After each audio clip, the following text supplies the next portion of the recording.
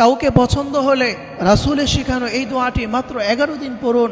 যদি আপনি তাকে হালালভাবে পেতে চান, রাসূলের শিখানো এই দোয়াটি যখনই আপনি তাকে দেখবেন কমপক্ষে 3 বার পাঠ করবেন। এর ফলে আল্লাহ রাব্বুল আলামিন আপনাকে শয়তান থেকে হেফাজত করবেন এবং সে যদি আপনার জন্য কল্যাণকর হয়ে থাকে তাহলে আল্লাহ রাব্বুল আলামিন তাকে আপনার ভাগ্যে লিখে দিবেন। সেই দোয়াটি হচ্ছে আলহামদুলিল্লাহিল্লাযী বিনিআমাতি তাতিম্মুস সালিহাত, আলহামদুলিল্লাহিল্লাযী বিনিআমাতি তাতিম্মুস সালিহাত। যখনই আপনি তাকে দেখবেন কমপক্ষে 3 বার পাঠ করবেন। প্রিয় ভাইরা আমার, প্রিয় বোনেরা আমার, অনেকে আছে তার লাইফে যদি কাউকে ভালো লাগে, কাউকে যদি সে ভালোবাসে, তাহলে তাকে সে পাওয়ার জন্য তাকে বাধ্য করে, তাকে কালো জাদু করে, ব্ল্যাক ম্যাজিক করে, এই ধরনের কুফরি কালাম তার উপর করে। প্রিয় ভাইরা আমার, এটা কখনোই করা যাবে না।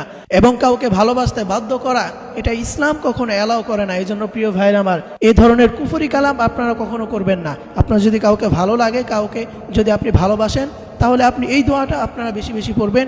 এতে করে সে যদি আপনার জন্য কল্যাণকর হয়ে থাকে তাহলে অবশ্যই আল্লাহ তাআলা তাকে আপনার ভাগ্যে লিখে দিবেন। আর যদি সে আপনার জন্য অকল্যাণকর হয় তাহলে আল্লাহ তাআলা তাকে আপনার জীবন থেকে দূরে সরিয়ে দিবেন। প্রিয় ভাইরা আমার, এই জন্য এই দোয়াটা আপনারা বেশি বেশি পাঠ করবেন।